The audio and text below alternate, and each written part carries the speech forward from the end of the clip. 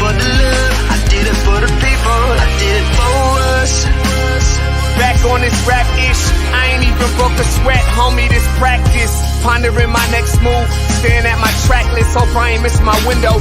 Praying like a Baptist, Seattle's own, tired of this Game of Thrones. They made a list of the best rappers and guess who wasn't on? While the disrespect continues, I'm steady packing these venues. Guess if you ain't at the table, you on the menu, and I'm that spitter, baby. They don't want you to see, but everybody's south of Capitol Hill's rocking with me. Boys smoke to trays and plan to getting their life together. I'm comfortable with my role, so I'm like, whatever.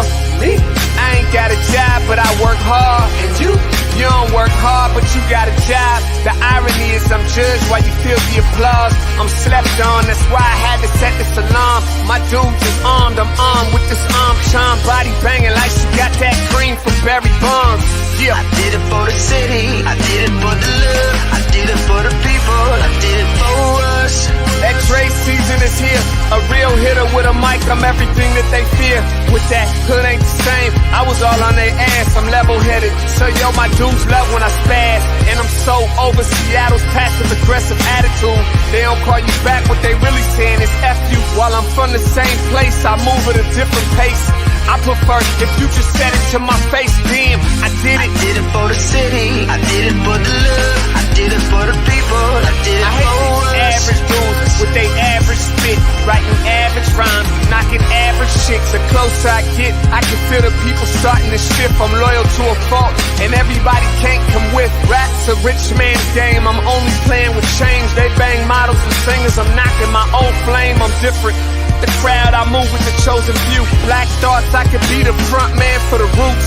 No diamonds and gold, I'm on my sticks and stones. If we can see your panty line, you should have on a thong. My team is strong, through this fire we forged a bond. And they already know what it is when I get on to the hearse.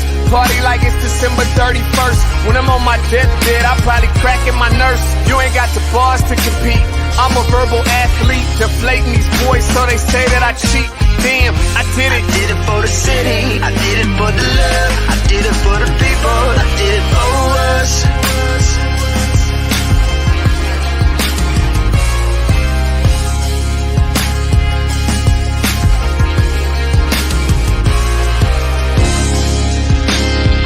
Yeah. I should probably start by apologizing for the long wait, man. You know, I know I be tripping. But I'm not just a rapper, I'm an artist. And, you know, my creative process is a little bit different than most. Nonetheless, I want to welcome everybody out to the Dre's Experience. I got TCF in the building. My whole camp's here with me. I got the band in here laying this cool-ass vibe. And I'm Seattle's own. Let's get into it. I say to you, community, let's take up space. We weren't supposed to make it through the vast Atlantic or back to the door of no return. So shine like the gold in our skin and the first porch light ever lit. 'Cause we lit and we stay lit. It is with love that everything we touch is ablaze with brilliance. We made jazz and had the blues so hard we're still nodding our heads, but this time we sampled What a Wonderful World. What a way to escape the pain and revel in joy. To the Marsha P. Johnsons who woke up our pride. To the Jimi Hendrix who burned his guitar. For the tennis-playing sisters, for those who didn't make it.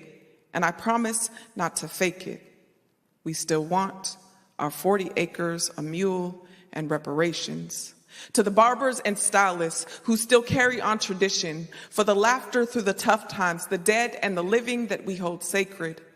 To be a people who built empires out of sticks and stones and turned the names they called us into songs. We are still here.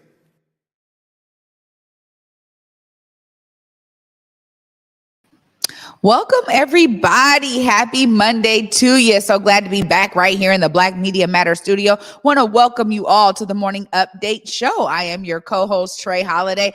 And you guys, we have a great show for you this Monday to start our week off. I got to give it on over to my guy, Big O. He's over there in the home studio today. What's up, Big O? Welcome to the show.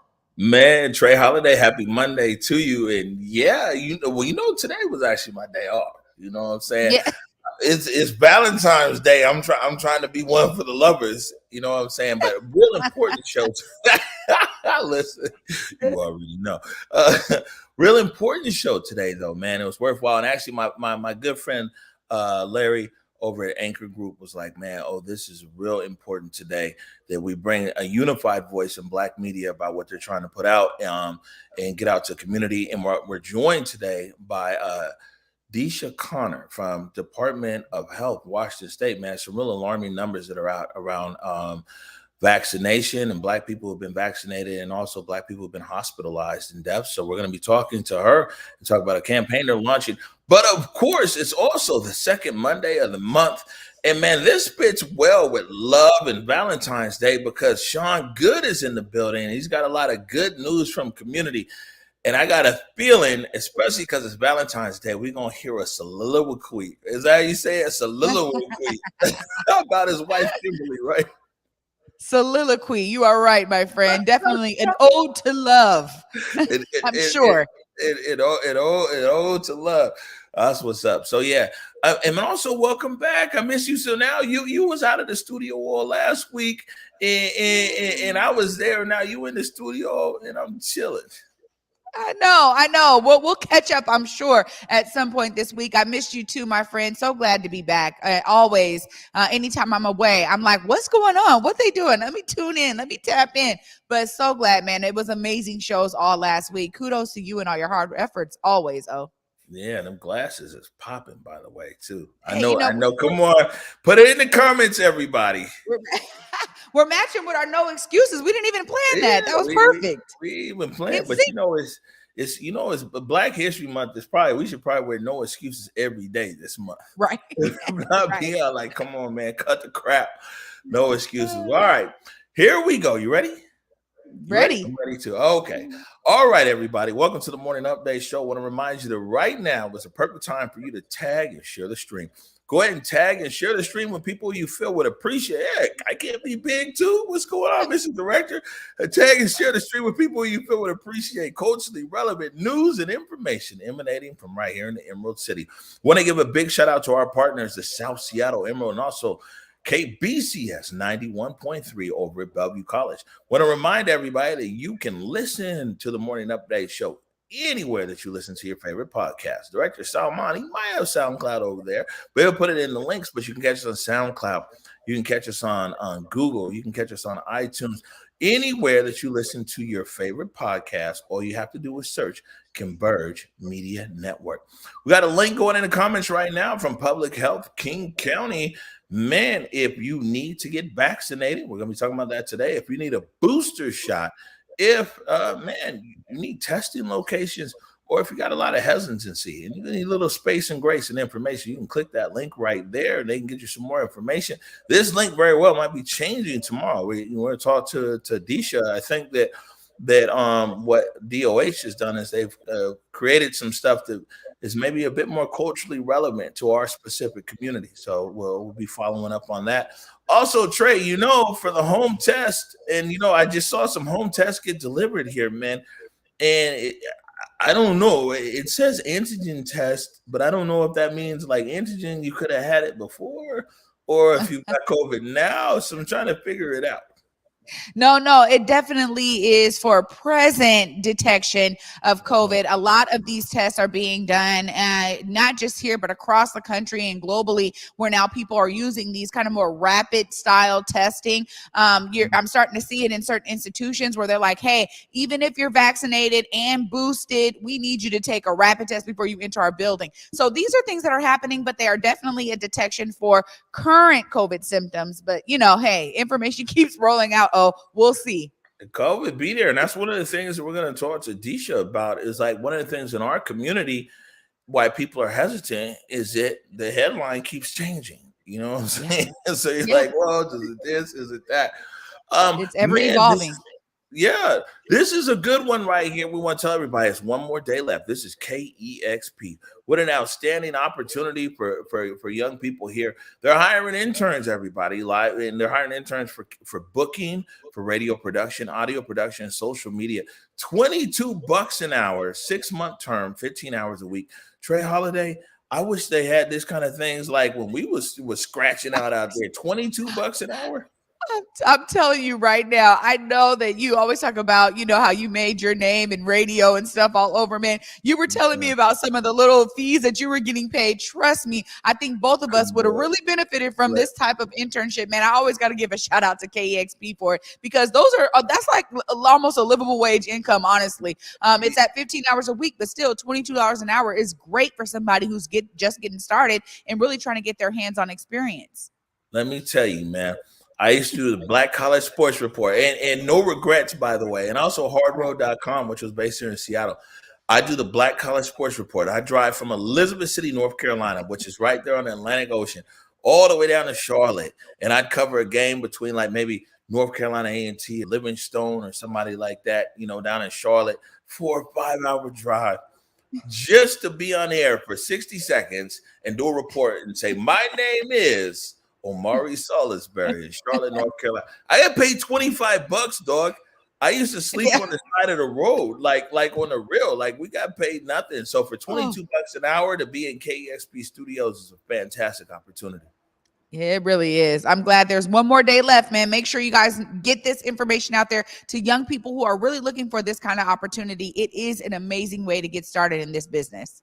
All right, good stuff. So Trey Holiday, man, I definitely wanted to put this in the top of the show because this is news and it's good news, and we get to kind of button up a story. If we remember on Martin Luther King Day, the Martin Luther King mural on Martin Luther King Way was vandalized on Martin Luther King Day. Right there at Fats Chickens and Waffle on Martin Luther King and Cherry, and man, they 26 years that mural was there. Not even a Sharpie mark on it. And somebody went and vandalized the mural. And the city of Seattle came together, and a lot of other people, including the Mariners and Alaska Airlines, and they came together, raised $18,000. And artist James Crispinell, who painted the original mural 26 years ago, he was back on the block in the hood, man. And I caught him as he was putting his finishing touches on the mural. What's going on here today is we're just finishing the mural restoration. We've been here for 10 days. The Martin Luther King piece, I painted it 26 years ago. And on Martin Luther King's birthday, early in the morning, it got super tagged, super graffitied, and some kind of racist stuff on it. And so I came back in to repaint it and make it fresh again.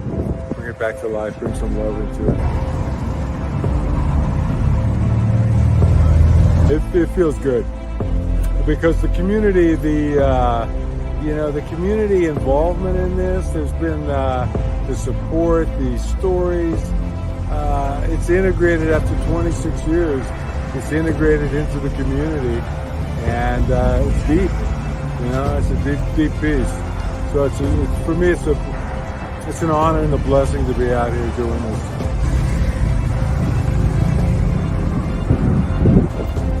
"26 years without a mark on it," and some bad boys decided they were going to make their statement on this, and it's crazy. It didn't have a mark. It didn't have a Sharpie mark for 26 years. People don't mess with it. So maybe now. Maybe it's fresh and it's alive again, and it's working its magic again.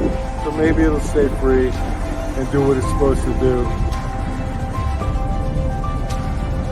Even though this piece, it's not the killer location, it's a brick wall, but it had so much heart and so much community involvement and people that grew up with this piece, and it was deep, and the stories were just. This is the most powerful thing I've ever done, as far as the involvement and what people. So now with this paint after the graffiti, it's been remarkable. The stories, the affection, the love, everything's just like crazy. Well, I put the quote up there 26 years ago, and that's kind of the story. Darkness cannot drive out darkness, only light can do that. And hate cannot drive out hate, only love can do that. And so that was kind of the message that I wanted to couple with the piece. It's simple, it's easy to understand, and if you got hate in your heart, try and bring some love in, you know?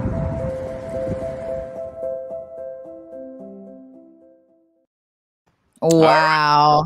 Yeah. What are your thoughts, Trey Holiday? Honestly, I mean, I'm just sitting here in awe, the fact that they were able to get the same artist to come out and do this restoration. It was so necessary and needed. And honestly, he is absolutely right that we talked about this when we first aired this about, them vandalizing it, that, man, this is something we grew up with. We just knew it was there, a great representation of Martin Luther King and us being the only Martin Luther King Jr. county in the country. It's right there on MLK Way, as you said. It just really has so much significance, and it's an amazing feat for the city of Seattle to be able to get this same artist to come out and do this restoration. Honestly, it looks impeccable, like nothing has ever touched it. And so, those of us locally will remember this, but I think it also sets a precedence for anybody who was thinking about vandalizing that mural, whoever did it in the first place, that, look, this is not something that the city's going to stand by at all. We're going to make sure it gets restored. First of all, whoever vandalized that mural is lucky that they vandalized it in the age of gentrification and displacement, because back in the day they wouldn't have got the whole tag off. You see what I'm saying? Yeah. But nah, I think that that is really good. It's became a very important issue really for the whole city. And big shout out to everybody who donated there on a GoFundMe, raised over $18,000, and also the Seattle Mariners, Alaska Airlines, and other businesses that kind of pitched in to be able to make this happen. That mural means a lot to us who grew up there in the Central District. And you heard James Crespinell, 26 years and not even a Sharpie mark on it. That's the level of respect that people have for that mural right there, right? Yeah.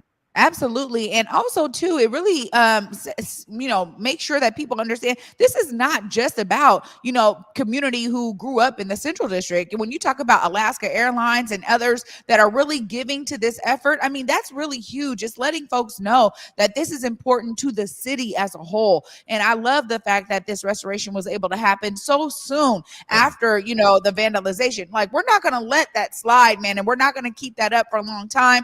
I love this entire story. It just warms my heart. Yeah, and also I think that Office of Arts and Culture was involved in this somewhere as well too. So big shout out to those guys over at Arts and Culture. Yeah. They're on the job. All right. So, man, this is COVID. It turns out that, as we knew, we're always the lagging indicator here around COVID. You know what I'm saying? Or where they're most disproportionate, I guess I should say. We've been reporting on that in a long time. And even early on, and now after here in the vaccination stage, you know what I'm saying? Yeah. We know that nationally, Black people were disproportionately impacted. I told you, like, every funeral that I went to last year down south, remember I spent a lot of time down in South Carolina. I went week after 3 weeks, back to back to back. There was all for funerals, and it's all COVID related. We've been disproportionately impacted in deaths. We've been disproportionately impacted in long COVID. We've been disproportionately impacted by Black businesses who are now put out of business forever and shuttered because of COVID and everything else. And it turns out that right here in the Evergreen State, we're lagging in what they're talking about in vaccination, and people are taking advantage of that. And so we're going to have a conversation with DeeSha Connor. DeeSha Connor is from the Wharton. There it is. Okay, Salman, that motion graphic right there. And DeeSha's going to dig into it, and not only the numbers of what's going on, because, a lot of times we get people on here and they tell us the doom and gloom, but it turns out that the State Department of Health has actually created a strategy to communicate to people in our community. We're going to take a quick break right now. When we come back, we've got DeeSha Connor. You're watching the Morning Update Show. Hey guys, Besa Gordon here, and before heading to Belize, Trey Holiday and I had to make sure we linked up with our good friends over at Market Street Shoes to, of course, grab a few things for the trip. From bags to socks, shoes, sunglasses, earrings, and more. Before going on any trip, make sure you stop at Market Street Shoes. Trust me, you'll find just what you need to make your trip not only enjoyable, but fashionable.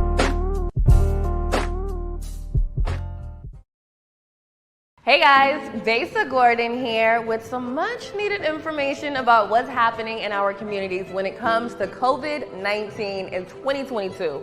Omicron is actually the latest COVID-19 variant and honestly is hitting our local communities and hospitals pretty hard. You can help out by 1, making sure you are vaccinated, 2, making sure you have your booster, and 3, simply masking up. As we learn more about COVID-19, we're also learning more about how the vaccine works best. A booster shot 2 to 5 months after your COVID-19 vaccine significantly improves protection against COVID and its many variants. If you need a COVID-19 vaccine or a booster, there are free options for transportation and childcare that are available. To learn more about all of your options and where you can get your booster shot, go to kingcounty.gov/COVID/vaccine.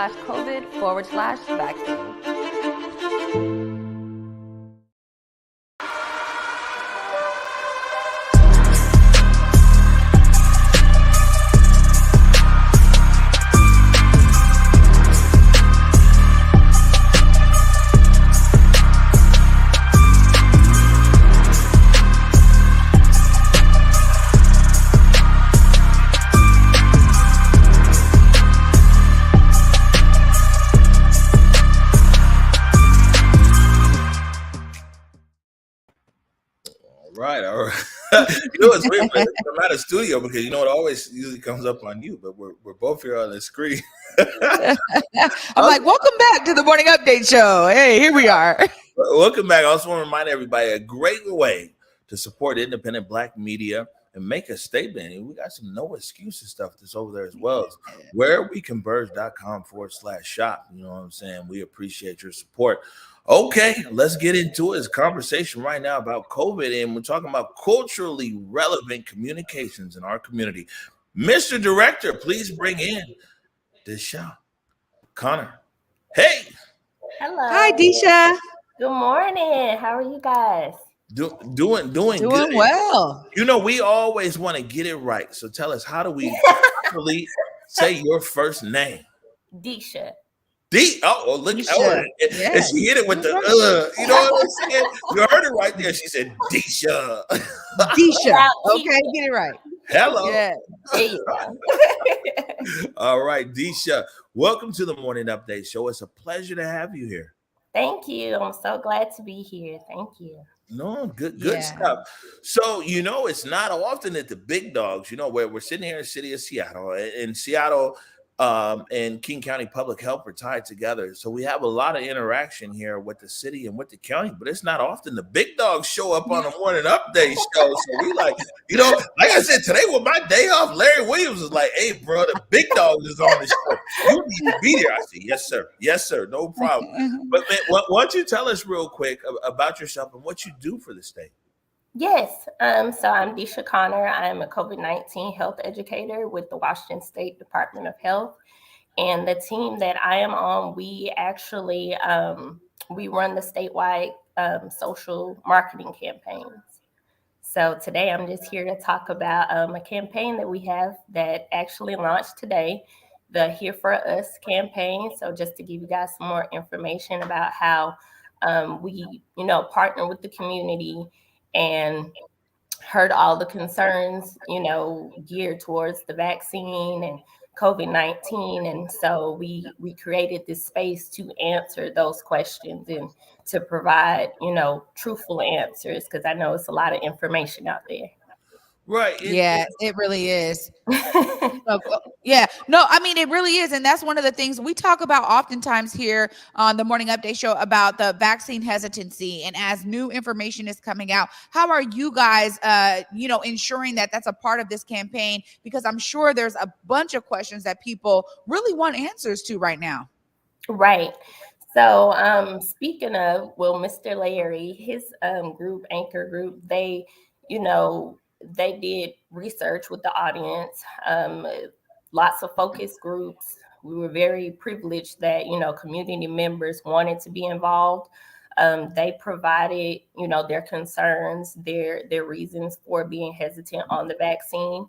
So the messages that we have tailored, you know, address those concerns. So with our campaign, the Here For Us campaign, we have a website for us specifically, Black people ages 18 to 34, sharing information. Not only, do we have the questions and the answers, for that population, we also have real stories. So people who wanted to be involved in this project all over Washington State that look like us, they told their stories, they shared why they were hesitant and what led them to become vaccinated. Right. And one thing about this campaign that I saw, because we real particular here at Converge, and we know that we're in a unique position here that we talk to the mainstream, but we also really talk to the final mile as well. A lot of people in our community who aren't following mainstream stuff. And so we've stayed away. And I'll be honest with you, it's a lot of money right now in COVID communications, especially for media outlets. But this was something that we felt that we could really put on the platform here because there was an intentionality. It wasn't one of those things. It wasn't like those them candles that you saw at that one store. Yeah.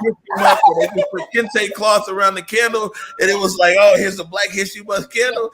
You know what I'm saying? It seems like that the Anchor Group and C+C and also the state of Washington were very intentional in wanting to really understand and communicate to Black people across the state of Washington, right? Right. Very intentional. It really was a labor of love. Like everyone behind the scenes, majority of us are Black, from the creatives, the writers, the producers, health educators, PR, community engagement specialists. Majority of us are Black. So I think we all felt a bigger tie to this campaign. We want to make sure it was done right. We definitely want to address concerns, and we also want to, provide the best information that we can at the same time.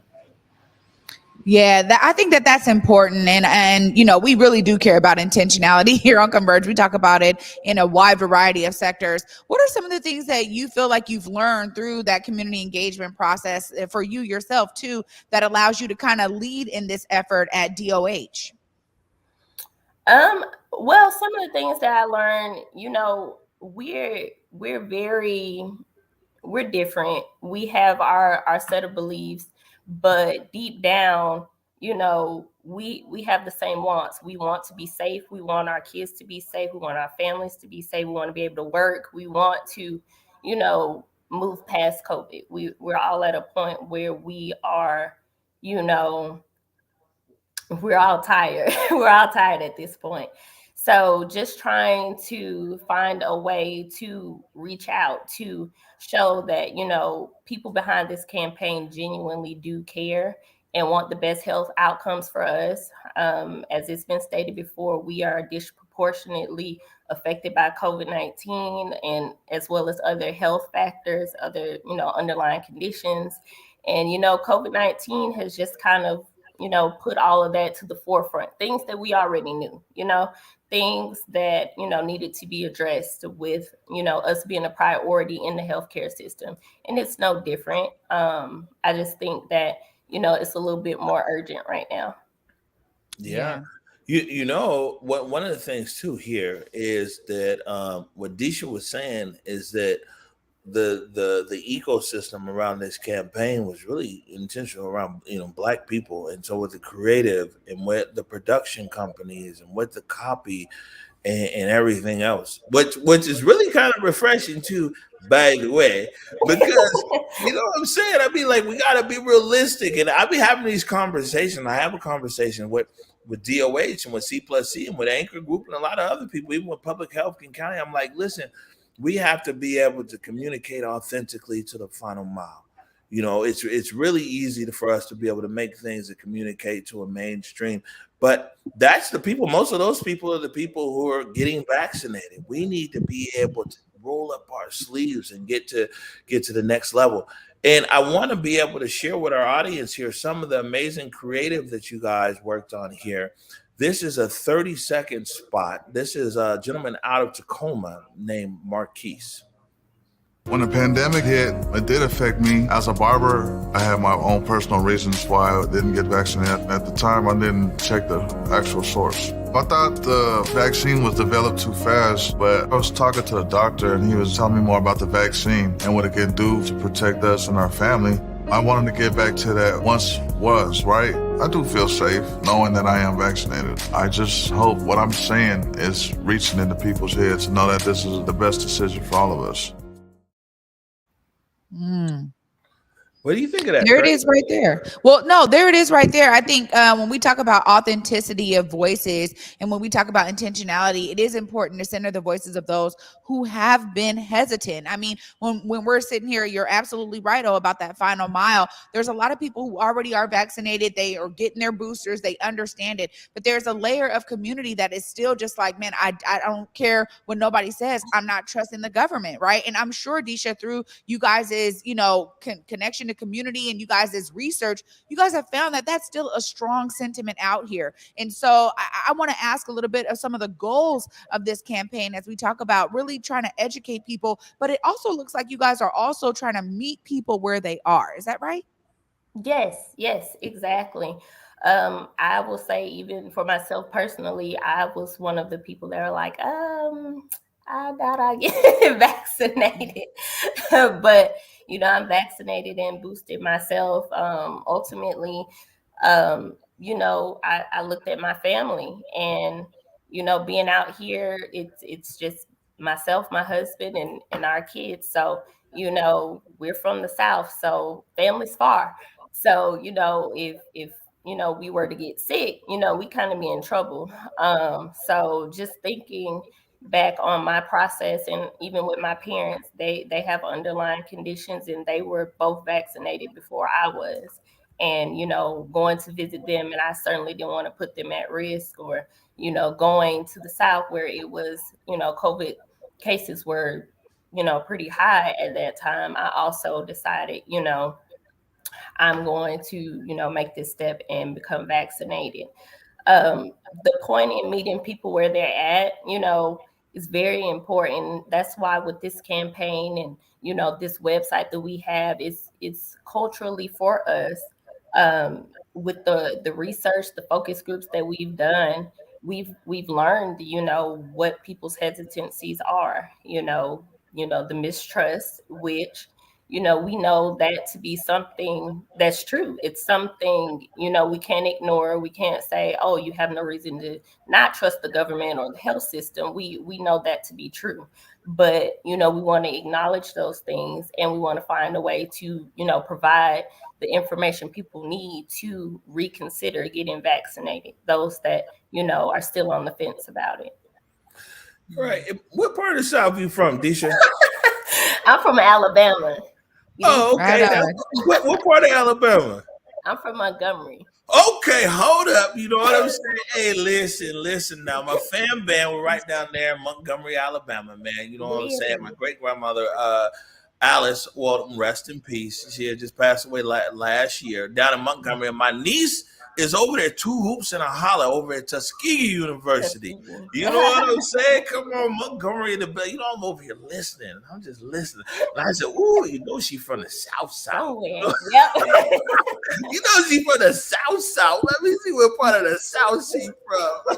Hard to hide it. All right, but Montgomery in the building, y'all. This is good stuff. I will say this too, is that one thing that is a bit different about this campaign, Trey Holiday, is that instead of just manufactured communication, which a lot of times is thrown towards Black media, and that's why the last go around of the communication, Converge kind of found itself in a unique space, because we didn't go with the cookie cutter communications. We didn't want to be in a position to where we pushed people who were hesitant in our community away. You know what I'm saying? We wanted to make sure and leave some space and grace in the communications. And we found ourselves kind of ostracized. Like, oh, Converge isn't on message. We were like, no, we know how our people get down. And, Trey Holiday, with this, of course, it's our big brothers and colleagues who are part of this campaign. We talk about KRIZ and KZIZ over there, the Medium newspaper, the Facts. We talk about Rainier Avenue Radio, but also the Black Lens, which I was happy to see over in Spokane. So this is a statewide effort, right, DeeSha? Yes, it's definitely a statewide effort and a community partnership because without, being able to talk to community members, we wouldn't have anything to work off of. And like you said, it would be very, um, generic and cookie cutter and it would miss the mark. No, this is Yeah. good stuff. Absolutely. I think that that's the important part about all of this is that, we can't have things missing the mark anymore. And that's why I'm glad that you guys were able to do those focus groups, learn from people and understand what it is that is keeping them from getting vaccinated. I mean, again, I have these conversations in community all the time, DeeSha. And as you know, I mean, especially, even people from the South, some of my family that's, across the country, this still is a real growing issue for so many people. And even though we look at some of the numbers and how the numbers are disproportionately affecting Black communities, that's still not always enough for people to go, well, I guess I got to do this, right? And so Right. I think that it's great that you guys are looking at it from a full scale scope, because I think that that's what's necessary right now. And, I really just hope that the campaign is really going to target the goals that some of you guys have for this, because it is important that this messaging is out there in community. Glad you guys are doing it. Thank you. Yes, I'm very excited about it. Just how it's turned out. From that video you guys seen, like just the imagery, like just to being in a room full of Black creative people here in Washington State. It was just like, wow, this is something amazing. To be a part of. So happy to work with the community to have a better health outcome for all of us. All right. Absolutely. This is good stuff. So listen, we're gonna let you go because we know you got busy work today. Today is a campaign launch day, and so Yes. DeeSha's all over the place today, and we're thankful for the time. Thank you. Make sure and tell everybody before we let you go how can they keep up with this campaign and information, and they'd be surprised. I'll say this, Trey, there is some big dogs on this campaign. There's a lot of people in community that that have been out front and very reputable and credible that are in this campaign. And DeeSha, why don't you tell us where should people go, what website, or how can they keep up with it and get more information? Yes. So it is hereforuswa.org. So HEREFORUSWA.org. So hereforuswa.org. All right, good stuff. Awesome. We've put that link in the comments for everybody. You can go ahead and click that link right there and you can check that out. DeeSha, listen, come on, you know what I'm saying? Southern hospitality, this is good. We all meeting virtual right here. As the campaign goes on, we got to get you downtown there. And I promise I'll be there too in the Black Media Matters studio, okay? Yes, will do. Thank you so much. Thank you guys for being flexible with me not being in Seattle. But yeah, we'll definitely have to make it work. All right. Absolutely. So great to meet you, DeeSha. Nice and real quick, y'all. My mama said Montgomery in the house. Hello.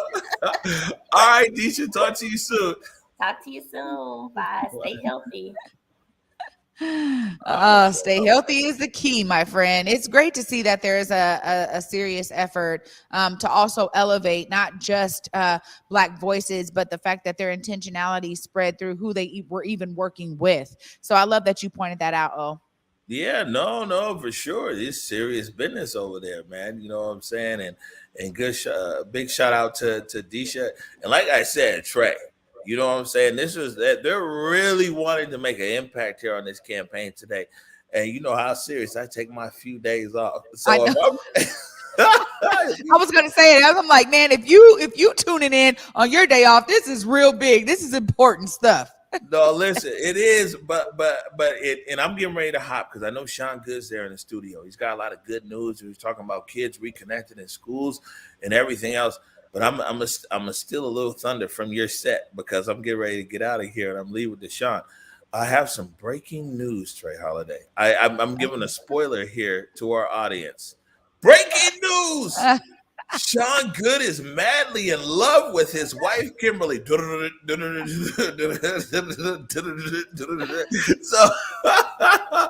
everybody can expect to hear this great soliloquy with Sean Goode coming up here in the next segment, man.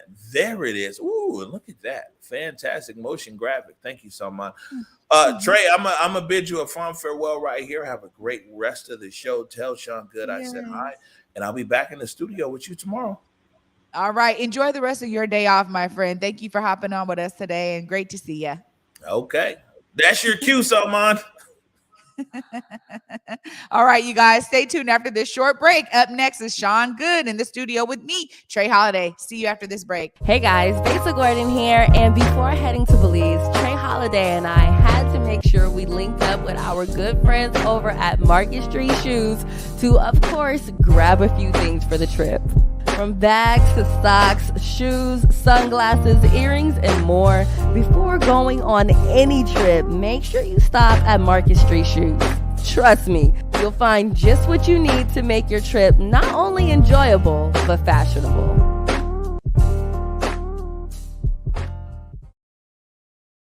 Hey guys, DeeSha Gordon here with some much needed information about what's happening in our communities when it comes to COVID-19 in 2022. Omicron is actually the latest COVID-19 variant and honestly is hitting our local communities and hospitals pretty hard. You can help out by 1, making sure you are vaccinated, 2, making sure you have your booster, and 3, simply masking up.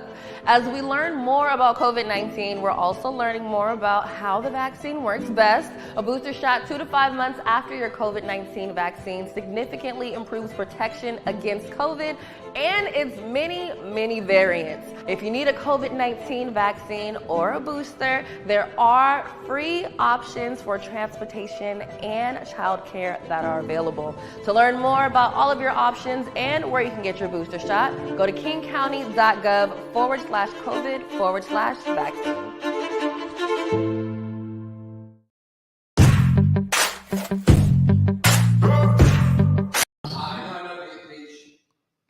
Oh, there we go. Oh, there we go. Okay. One's on. You see me? Okay. Hi, you guys. Sorry. Welcome back to the Morning Update Show. I'm your co-host, Trey Holiday. And joining me right now in studio, I was trying to explain to Salman. We were making sure our monitors were all up and running. But thank you, Salman, for making it happen.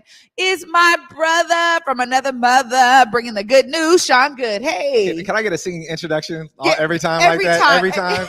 More of that. Happy Monday. Happy Yes. Valentine's Day. Great to be in space with you today, my friend. Look, you saw Omari still in my breaking news clip, man. He just had to make sure he put it out there. But you know what? Before we dive into anything, man, I got to give you some space because we know how much you love your wife. And she was gone for a minute. She's back. Man, give her some Valentine's love. Okay. No, like I was telling you, Trey, she's been gone for 6 weeks. Yeah. And last night was like my first night of like sleeping all the way through because I got my best friend back. You know what I mean? So here we go. My bride, I love you. This is for you. My gift from God, my angel from heaven, the love of my life, the light of my world, the pearl that was formed from the stress of my life, the pressure that was buried so deep underneath, the grief that I held, that somehow you compelled for me to let go so I could blossom like the rose from the concrete that I was deeply steeped from within. It is you that gives life to these moments, that gives strength to my vision, that allows me to stand, attention to command, because I know at the core of my being, you are mine and I am your man. And the plans that we have together will transcend time. And I know this is truth, because it's beyond my heart and it's beyond the intellect of my mind. It reaches deep within my being to a place where you are there and I am there with you, and together we are seen. You, my gift from God, my angel from heaven, the love of my life, the woman of my dreams. Thank you for being my Valentine, and thank you for being my queen. I get to be right here while this brother is giving this love. I mean, literally a tear is dropping from my eye right now. I mean, I can't even, Sean. I can't even. First off, let me just look right here. And let me just tell any man who loves any woman, it needs to be that deep. Okay, you understand? It's a bar that's setting very high, but it should be that deep. Sean, beautiful words as always, my friend. Omar was right. And even though he could barely say soliloquy, You just blew our expectations out the water. And I know your wife is over there receiving all the love you pour into her. Look, Trey, when you wake up next to the most amazing woman on the planet, it's easy to be inspired. And to draw upon that inspiration, to be able to offer a few words to honor her on this day, man, look, I'm telling you, it is absolutely nothing. But what I tell you is something, is the fact that y'all give me this platform to be able to love on her. And this, when I woke up this morning, I was leaving the house. I'm gonna tell you what she said. And I know you're watching. I'm gonna tell you what she said. She said, well, it's Valentine's Day and you're going on Converge, so you got something special for me? Oh. I said, wait. I was like, is that what we're doing now? She's like, well, you're always talking about me on Converge and it's Valentine's Day, so what are you gonna do that's special? I'm like, okay. Well, I got you then, my bride. There's your special. I love you, gorgeous. That's so beautiful. Well, you know what? We love that, because not only is it about Black media mattering, but for me, and Omari will say this too, it's about Black love mattering, man. We need so much more of that goodness in our communities. When we talk about our families staying together, it really is this essence of love that I think sometimes does not get enough space. It just doesn't. And so we need to be able to talk about that, because you're always bringing the good news, man. And you got more good news for us, because apparently there's some great restorative efforts happening for our youth. I mean, honestly, we were just talking to DeeSha about COVID affecting us in a way that is hitting businesses and everything else, but we don't always talk about the morale of students and this online environment. Tell us a little bit more about some of these amazing efforts happening in our community. Yeah, thank you, Trey. I was reading the paper this weekend, Seattle Times. They did a report about young people who are having a hard time re-engaging in academics post-pandemic. And in fact, the number was 29,000 young people who they don't know where they are. Young people who are simply missing, where they can't account for them on the rolls. 29,000 young people. And as I was reading through the article, there were two organizations of the several that they mentioned that were led by people or connected to people who I care deeply for, and I was so proud to see their work highlighted in this way. One of them was Terrell Dorsey from Unleash the Brilliance, and the other one was David Lujano from Central Randoon. David's organization that he supports is in Kent, and it's connected to St. Vincent de Paul, and Terrell Dorsey serves the entirety of King County. And what I think is beautiful about both of these efforts is they predated the pandemic. These folks were already doing work in communities, serving young people who are disconnected from the academic system as it traditionally stands. And when the pandemic came about, and young people began to detach even furthermore, they were perfectly positioned to continue on their mission of connecting young people with school. And we already know that the educational environment is complicated for many of our Black and brown children to stay plugged into. We know that when there's an absence of teachers that reflect our cultural background, our ethnic background, when the curriculum is challenging for us to digest because it doesn't embody our lived experience, that there's so many reasons why to step away. And then you add this virtual element to it, and then this invitation to get re-engaged if you weren't engaged before. And if it's not done in a culturally competent way, where you're engaged by someone who looks like you, who comes from the background that you come from, that understands the stress and strain of what's been happening in your household, it's easy to just dismiss it and move on. Yeah. But these leaders like Terrell Dorsey and David Lujano, they're transforming our community, especially in South King County, for the better. You know, this is, something that I really appreciate when you come on, because we also have to talk about where our families are centered. And I think that that's so key when we talk about opening up our scope to understand what's happening very uniquely in South King County. So I love hearing that there are these countywide efforts, just bringing things up to a county level. And when you start thinking about how other counties can really learn from some of the things that are happening in King County, I think it's important. So I love hearing this effort. I mean, not only are you also a person who is perfectly positioned to even discuss the validity of these initiatives and these the ways that they're moving forward, this is something to me that I think really makes sense for us right now. And the fact that they were already doing work and now get to spread it in this regard is really key. You know, something that I've talked about here before is witnessing this with my own child. Yeah. You know, my son, who is 16, 10th grade right now, he's always been broke. In 3rd grade, they're like, oh no, he needs to be in the honors, the Gates program, they called it out there in Federal Way, you know, so he could do honors classes. He's always just been astute, you know, hey, okay, if I got to learn this way, I'm going to learn this way.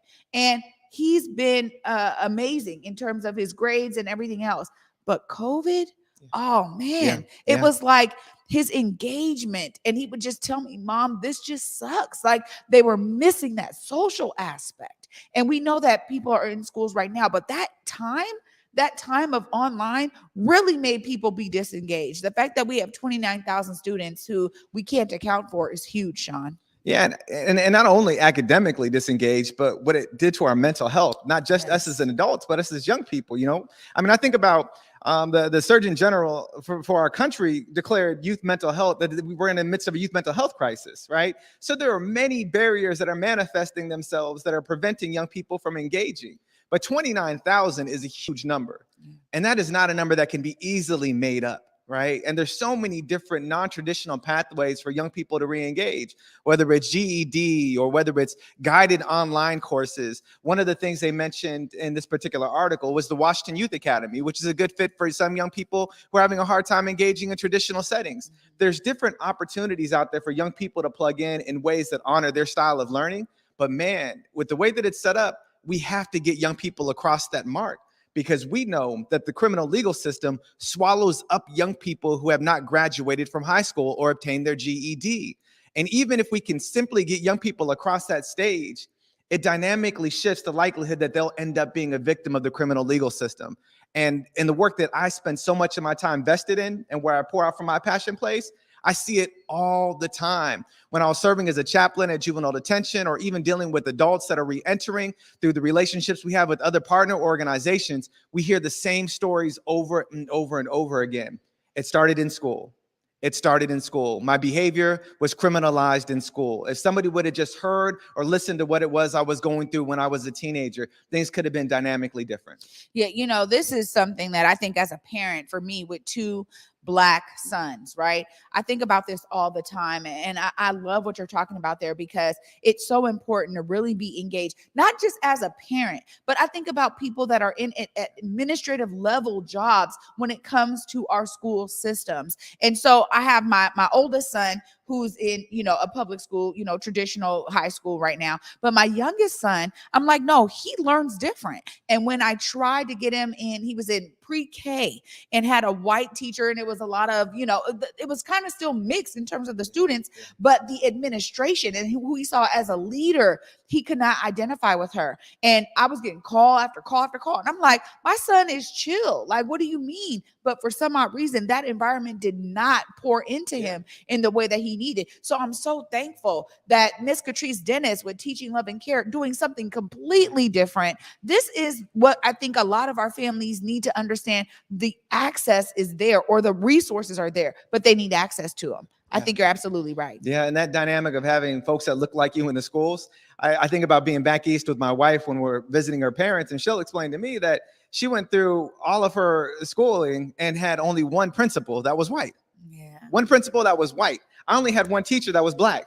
She had one principal the entire time that was white. Imagine what it's like being in a building with an administrator that understands your background and can connect with your lived experience at some level. Purely transformative, right? Wow. And I understand that in Washington State, only 3% of the people who live in the state identify as Black. I understand in Martin Luther King Jr. County, I believe it's somewhere around 7.5% people identify as Black. I understand the percentages that are at play, but at least find a way for us to get representation in the school building that mirrors the percentage of people who are living in the community. Yeah. Because our young people need to see people like them succeeding, thriving, and investing in education and academic spaces. It has everything to do with the collective us. And as you mentioned, it's more than just a parent's job. If a young person doesn't make it across that stage, that's not reflective of the parent, it's reflective of the community. We have a shared responsibility to each one of our young people to do what we can. Whether we do it as a profession or whether we do it as a passion, we have to find a way to plug in to engage these young people, because 29,000 of them are out there right now, not engaged, not connected academically, and need to be re-engaged with great intention, because we know proportionately what those young people likely look like, and they likely look like you and me. Wow, Sean. I mean, thank you so much for uplifting this. Hey, where can folks find more information as you're talking about this article so that they can be engaged and actually educate themselves on some of these opportunities out there? Yeah, absolutely. I read the article on the Seattle Times platform. The two nonprofits that I mentioned were Central Rendu through St. Vincent de Paul, and Unleash the Brilliance. Again, that's David Lujano and Terrell Dorsey, two incredible leaders in our community. And just one more quick plug, if I may, Trey. As it comes to resourcing this work, Best Starts for Kids funding is opening up. And I think that's really good news too. Something Best Starts for Kids did in their last cycle when it first launched several years ago was fund organizations in a non-traditional way, which essentially meant that they were going to allow those organizations to determine how they were going to get their outcomes, what outcomes they were going to get, and how they were going to leverage those resources to do more than just launch programming, but stand up organizations that could exist in perpetuity with or without the support of a particular initiative. And over the past several months, there's been some media that's come out that's spoken against Best Starts and tried to highlight a misappropriation of funds. But what's important is that we don't allow that to be a distraction from the greater good and the opportunity that's in front of us. Best Starts for Kids is an initiative that all the King County taxpayers paid into, and it comes from property taxes. And if you think about it, the sheer number, how expensive a property has gotten, there's going to be more resources that are going to be available. And we need to hold our electeds accountable to making sure that the rise in taxes allows for an increase in resourcing for Best Starts, one. We need to also hold our electeds accountable to staying the course in the way that Best Starts has historically funded. Undoubtedly, when you do something innovative, there's going to be lapses, there's going to be issues where it doesn't work out the way that it was envisioned. That is part of innovation. But if we only resource things like we've historically done them, then we're only going to get outcomes that we've historically received. And status quo is not good enough for our children. And when I say our children, I mean all children, birthed to 24, who are living in King County, who need the opportunity to be supported so they could be seen as possibilities to be developed and not problems to be solved. Absolutely, Sean. Thank you so much for uplifting that. I'm telling you, you just really hit something there that really resonates with my person. And that is the fact that when you're doing something innovative, it hasn't necessarily been done before. It's going to go through its roadblocks. It's going to go through its own bumps and bruises. But ultimately, the goal for it is what's important. And how can people support that goal? Thank you for sharing that. Absolutely. I mean, we have one more good clip here that we want to make sure we get in before the end of the show because I missed this, but this is something that is near and dear to my heart. Salman, please roll this Africatown Plaza groundbreaking.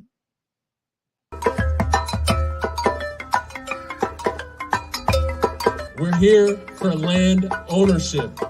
We want to build something that lasts longer than any one of ourselves. We want to build something that we can pass on to our children and our children's children so that they can share in the prosperity of this booming region, so they can share in the economy of Martin Luther King County.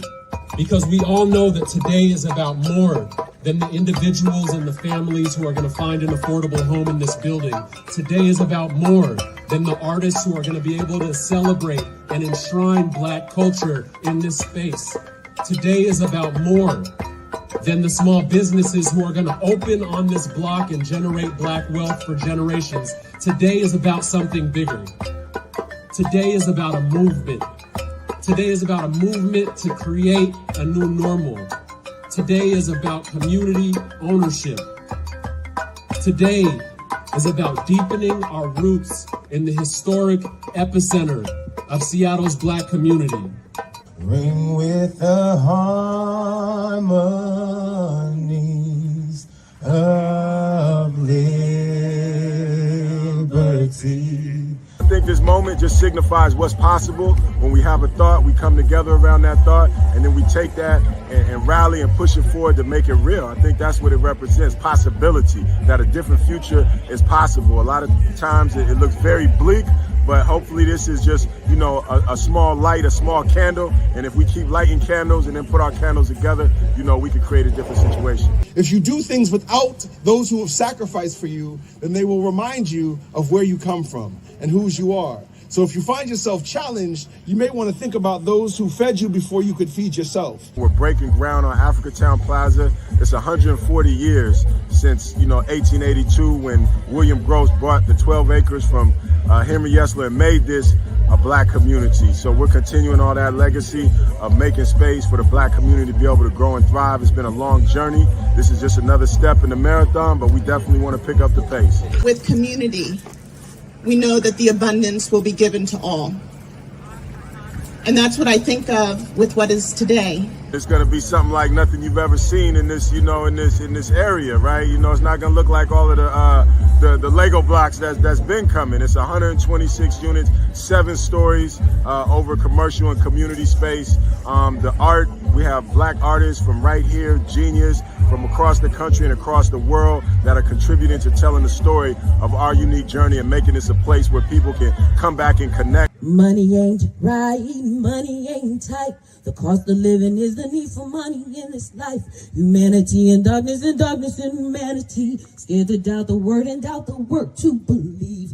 As Frederick Douglass, our ancestor, said, we might not get everything we fight for, but we're going to fight for everything we get. And we're definitely not waving a white flag, because if our ancestors waved a white flag, we wouldn't be able to be here today. So in honoring our great black history, our charge is to make our history count. And we're looking at this as another contribution, you know, in our journey towards realizing our greatness.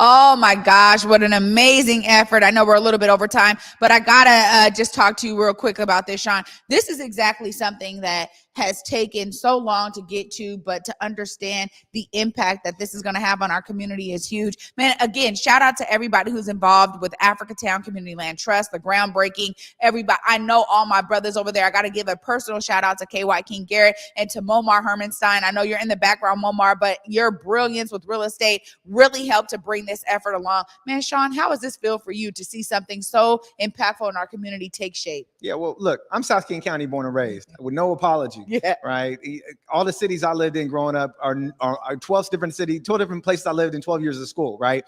And so I don't have the same reverence and connection emotionally to the city of Seattle as many of my friends do. But what I am connected to is vision, and I am connected to visionaries. And I do see what Y King has gone through over the many years of seeing this come to fruition, and the whole Africatown Land Trust team. And there is something overwhelmingly impressive about towing the line of a vision, holding on to it with your strength, even when everybody doubts you, walks away from you, doesn't believe it, you can still see it because it's deeply embedded in your heart.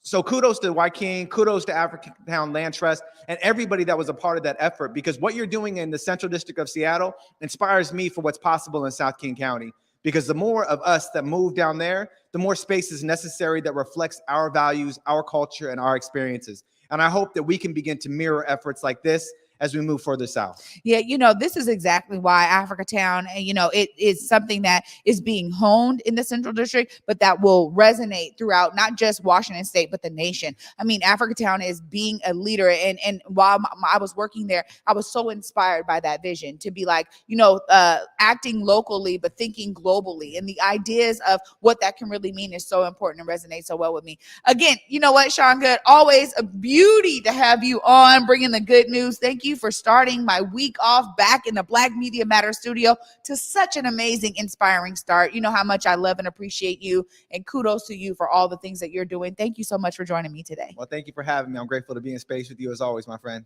Always, man. You know what, you guys, this is something for me that is so important. I'm so glad that you guys were able to be with us. I'm so glad that Sean was able to be with us. I get to end the show with my brother right now. As I love to say, see yourself as a part of the solution. Please do that, because clearly there's plenty of things that need new solutions, innovative, bold approaches. Bring your brain to the table. Make sure that you're involved and engaged in anything happening in your community and beyond. Sean, last words for you. Man, we are better together. So always invest in the collective us.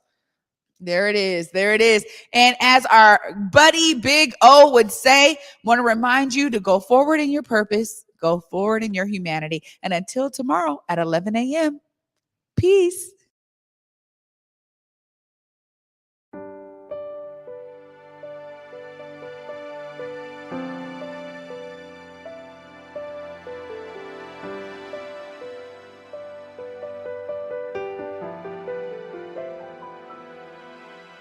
What do I see through a lens?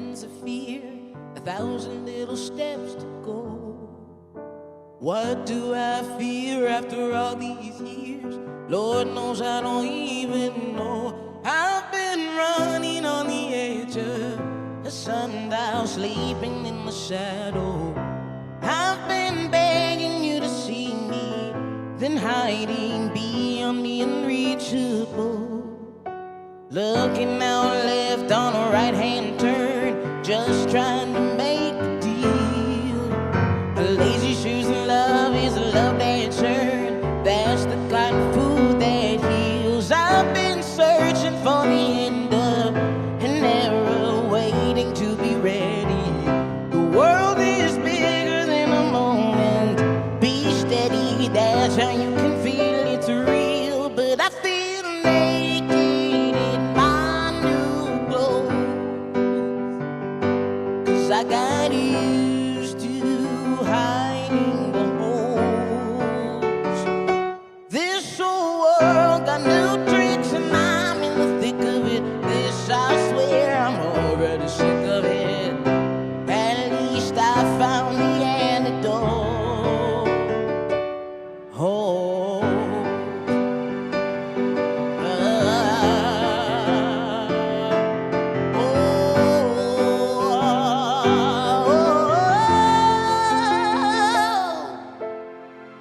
I know no one is a shadow. I know no one is a shadow. I know no one is a shadow. I know no one is a shadow. I know no one is a shadow. I know no one is a shadow. I know no one is a shadow. I know no one is a shadow.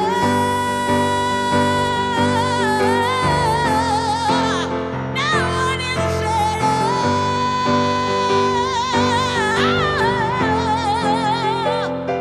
But I feel naked in my new clothes, 'cause I got used to